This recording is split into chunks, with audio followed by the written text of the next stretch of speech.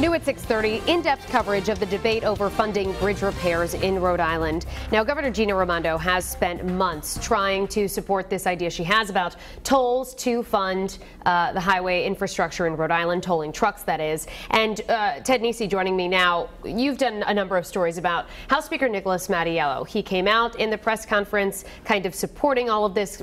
Remind our viewers of the background. Yeah, so people, I know it can be tough to keep track of who's where in these sorts of debates. So House Speaker Nicholas Mattiello, he stood there, we all remember, in the big press conference a few months ago with Governor Raimondo and the Senate President under the decaying 610 connector, saying, you know, we have this plan to do bridge repairs, but very quickly seemed to pivot to concern and even opposition to the plan as originally drafted. So the Senate quickly passed a version, the governor has stayed behind it, but Speaker Mattiello has said he doesn't like it, and he never had the House pass it. So that's why everyone's been keeping their eye on what he does in this debate. Now, the new development today is that he's kind of changing his tone on all of this. So update us in that. Yeah, you know, we always try to pay attention to what politicians, what words they're using, how they're talking. That's usually a signal. And Speaker Mattiello, it seems like he's warming up to this idea. He's now saying he will support a version of the toll plan, not necessarily the original, but some version of it.